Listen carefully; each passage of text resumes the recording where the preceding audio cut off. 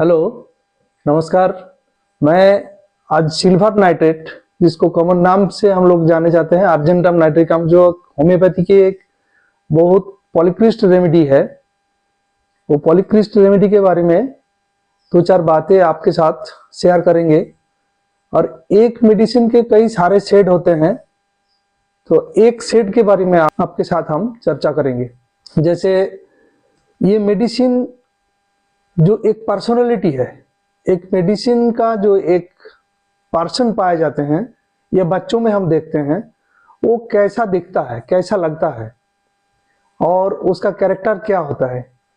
और बहुत सारे रेपर्टरी मैथमेटिका में हम लोग पढ़े आए हैं, लेकिन याद नहीं रहता है और परफेक्ट चीज को हम लोग पकड़ नहीं पाते हैं।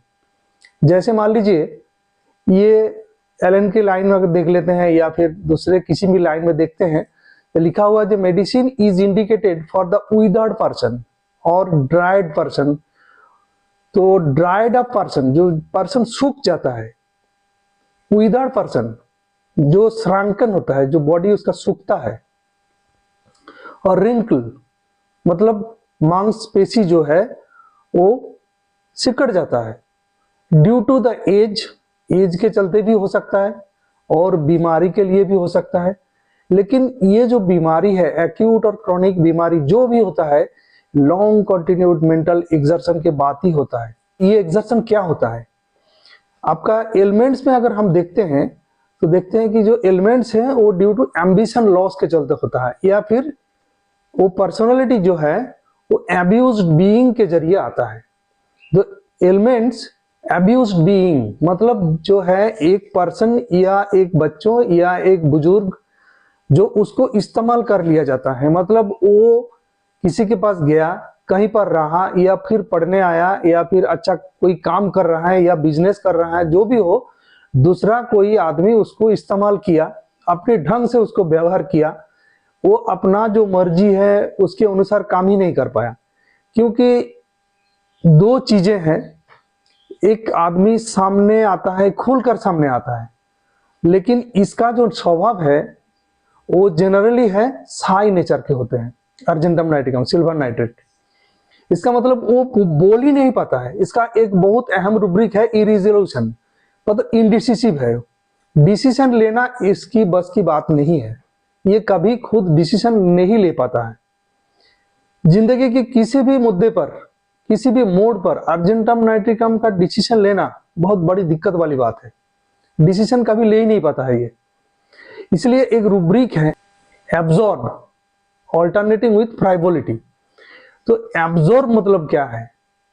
वो डीपली इंटरेस्टेड। जैसे मान लीजिए एक ब्लोटिंग पेपर में हम अगर पानी दे देते हैं तो वो सूखने लगता है, तो वैसा ही उसका नेचर है। जो वो उसका इमोशन जो है, उसका नर्वसनेस है, उसका जो भी चीजें हैं वो अंदर ही अंदर है, जैसे सूख रहा है। उसका जो भी इंटरेस्ट है, वो जो भी परफॉर्मेंस कैपेसिटी है, वो सब अंदर में एंगेज है, फुल्ली एंगेज है। उसका इंटरेस्ट भी कहीं खत्म हो जाता है। इसलिए इस तरह का वो बिहेव करता है, जिसका उसका डिसीजन लेने में कभी दिक्कत होता है, डिसीजन ले ही नहीं पाता है। क्या पढ़ना है, लड़के को और कुछ पढ़ना होता है, लड़की को कुछ पढ़ना होता है, उसको अगर पूछा जाए कि क्या आपको आगे जाकर क्या बनना है, तो अर्जेंटम नाइट्रिकम कभी आपके सामने खुलकर बोल ही नहीं पाएगा कि ये कौन सा लाइन में जाना चाहता है। जैसे फ्राइवोलिटी है, मतलब ए स्टेट ऑफ फ्रिवुलसनेस है, सीरियसनेस इसके अंदर है ही नहीं। तो कंसंट्रेशन भी है वैसा है, और एक रूब्रिक है concentration on attempt to concentrate it become dark before the eyes. मतलब अगर किसी हाल में कंसंट्रेशन को वो धीरे धीरे कंसंट्रेट कर भी पाता है तो आंखों के सामने अंधेरा दिखता है। मतलब कंसंट्रेशन करना उसके बाद की बात नहीं है। कंसंट्रेशन बहुत डिफिकल्ट होता है, कंसंट्रेशन कर नहीं पाता है। अर्जेंटम नाइट्रिकम का एक बहुत बड़ा चीज है, जो मान लीजिए वो बहुत हारिड नेचर के होते हैं, बहुत इंपल्सिव होता है।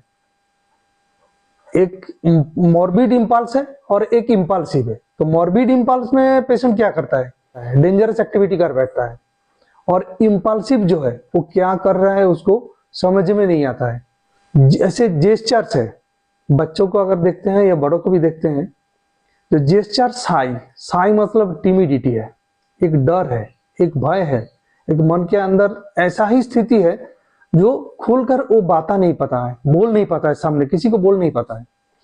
और एक फुलिश जेस्चर है, जैसे मान लीजिए कहीं पर बैठा हुआ है तो आंखों के सामने कुछ कर रहा है या उंगलियां कुछ पूछा जाए तो आंसर देने में उसको एक रेडिकुलस एक्टिविटी, जो सो जैसे देखने में कोई उसको एजेड है, 24 साल का उम्र है या फिर 25 साल का उम्र है या 30 साल का उम्र है या 50 साल की उम्र है, उसको अगर आप कोई डिसीजन लेने के बारे में पूछ रहे हैं कि आप क्या करना चाहते हैं तो वो एक रेडिकुलस एक्टिविटी कर बैठता है। ये अर्जेंटम का एक अहम रूब्रिक्स है और सिम्टम है। ऐसे देख करके आप समझ सकते हैं जेस्चर में जो उसका जो एक्टिविटीज है बिफोर सीटिंग या फिर डॉक्टर के सामने बैठ करके वो ये दिखा रहा है, इसको देख करके भी अर्जेंटम नाइट्रिकम को समझा जा सकता है। लेकिन अर्जेंटम नाइट्रिकम पेशेंट कभी दौड़ता है, कभी जोर से चलता है, जैसे होता है ना हरीड नेचर है, फास्टर है, लेकिन वो क्यों ऐसा करता है इसका पीछे भी कोई वजह है।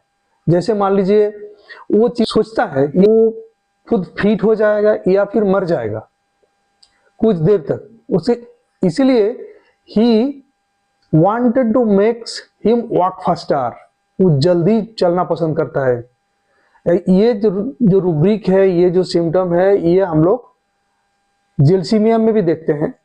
जैसे सोचते हैं कि heart will stop beating, heart जो बीट होता है, हार्ट बीट वो बीट करना बंद कर देगा व्हाइल सिटिंग, जैसे बैठ जाएगा अगर तो उसका हार्ट बीटिंग बंद हो जाएगा। ये जेलसीमिया में भी है, अर्जेंटम नाइट्रिकम में भी है। लेकिन अर्जेंटम नाइट्रिकम जनरली क्या है, एक एंटीसिपेटरी एंजाइटी में ये ऑलवेज घूमते रहता है, इसका मन में चलते रहता है।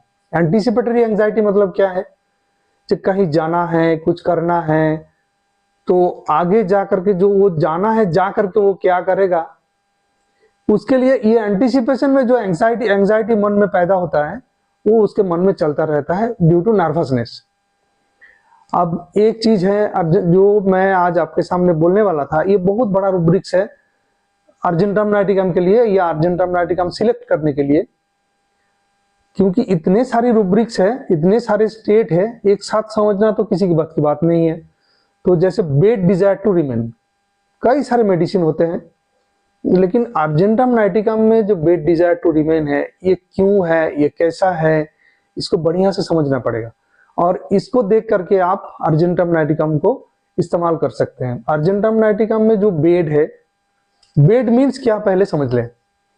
बेड होता है जहां पर हम लोग बैठते हैं या फिर सोते हैं या फिर रेस्ट लेते हैं या फिर मानसिक जो तनाव है उसको दूर करने के लिए हम लोग कुछ देर ठहर जाते हैं, ये होता है बेड।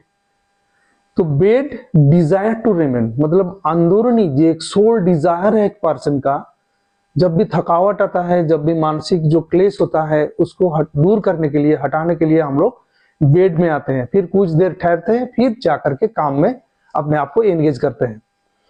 तो ये बेड जो अर्जेंटम नाइट्रिकम का है, क्योंकि अर्जेंटम नाइट्रिकम खुद एक नर्वस पेशेंट है, एक इंडिसिसिव पेशेंट है, एक इरेजुलेटिव पेशेंट है। जो इरेजुलेशन है मतलब डिसीजन लेने में इसको काफी हिचकिचाहट होता है और बहुत दिक्कत वाली बात है, ये कॉन्सेंट्रेट खुद कर ही नहीं पाता है, क्योंकि जिंदगी के बारे में क्या फैसला करना है, ये कोई भी सिचुएशन होता है, क्या फैसला लेना है ये बोल नहीं पाता है। तो ये जो बेड है इसका एक bed of lack of courage, कहीं साहस नहीं है इसको, लैक ऑफ कंसंट्रेशन है या फिर नर्वसनेस का बेड है या फिर जो फॉल्स सिकनेस हो, फेनिंग सिक मतलब जो बीमारी का भयानक दिख उसके पास वो है नहीं, लेकिन वो दिखावा करता है कि बहुत बड़ा भयानक बीमारी उसको हुआ है। ये नर्वसनेस का जो बेड है, लैक ऑफ करेज का जो बेड है, लैक ऑफ कंसंट्रेशन का जो बेड है, नर्वसनेस का जो बेड है या फिर ये सिकनेस का बेड है, ये इसी में रहना पसंद करता है। काफी अगर उसको बोला जाए कि आप जा करके आप अंग्रेजी में ऑनर्स कर लीजिए या फिर आप जा करके जॉइंट एंट्रेंस दे करके आप डिग्री बना लीजिए कोई बढ़िया वाला, या फिर एमबीए कर लीजिए आईआईएम से, या फिर मेडिकल में आप एमबीबीएस लगा दीजिए, इतना बड़ा जो टॉप सिचुएशन है वो हैंडल नहीं कर पाएगा, क्योंकि वो बीमार का स्टेट में ही रहना पसंद करेगा, नर्वसनेस का स्टेट में ही रहना पसंद करेगा। वो जो चीज उसको छोड़ना उसको पसंद नहीं है। ये बेड डिजायर टू रिमेन होता है अर्जेंटम नाइटिकम को। क्योंकि एक चीज है ना, वर्क विल डू हार्म। अगर वो बहुत ज्यादा सिद्धांत, बड़ा सिद्धांत लेकर के वो काम करने जाएगा तो उसको शरीर तो हानि पहुंचेगा। ये उसका मन में बैठा होता है, एक रहम है, ये बैठा रहेगा। तो इस तरह का ये मैंने एक स्टेज के बारे में, एक स्टेट के बारे में मैं आज आपके साथ डिस्कस किया। जैसे एलिमेंट्स होता है, कई सारे एलिमेंट्स होता है, फिर इतने सारी एंजाइटीज है, फियर है, उसके बाद डिल्यूशन है, सारी रूब्रिक्स और इंडिफरेंस नेचर है। किस चीज पर इंडिफरेंस है वो मैं आगे जाकर आपके साथ शेयर करेंगे। और मेरा जो तमन्ना है ये हर मेडिसिन का एक एक स्टेट, छोटी छोटी बात पर मैं आपके साथ शेयर करूंगा, डिस्कस करूंगा, ताकि आप लोगों को भी लगे ये पर्टिकुलर ये चीज इतने में सीमित है। ये समझने से एक स्टेट मेरा समझ में आ जाएगा। और ये जो स्टेट है, ये जो मेंटल रूब्रिक्स का और मेंटल स्टेट का जो एक्चुअली जो इसका मेटाफोरिकल मीनिंग है, इसको समझ करके अगर कोई भी होम्योपैथ स्टूडेंट हो, डॉक्टर हो या फिर होम्योपैथ वेलविशर हो, अगर उसको थोड़ा सा भी मदद मिले और उनको प्रैक्टिस में सहायता हो तो मेरा ये प्रयास चलता रहेगा, मैं बरकरार रखूंगा इसको। और आगे जाकर के सारे स्टेट में अर्जेंटम नाइटिकम को मैं बताऊंगा आपको भी। आप लोग इस वीडियो देख करके जरूर कमेंट कीजिएगा, क्योंकि कमेंट करने से मेरे को दूसरा काम करने में भी थोड़ा सा अच्छा लगेगा। और मैं प्रयास करूंगा कि ताकि जितना भी एक्यूरेट डिस्कशन हो, जितना भी एक्यूरेसी आएगा इसके ऊपर, जितना चर्चा सही होगा, आप लोगों को फायदा होगा, मेरा भी फायदा होगा, आपको भी फायदा होगा। क्योंकि हम लोग सब लर्नर हैं, हम लोग सब कुछ सीख रहे हैं, दिन ब दिन सीख रहे हैं। जब तक फेलियर होंगे फिर नया चीज मन में उमड़ के आएगा। आप लोग कमेंट करेंगे, प्रश्न करेंगे तो उसका भी मैं उत्तर देने का कोशिश करूंगा। तब तक के लिए नमस्कार।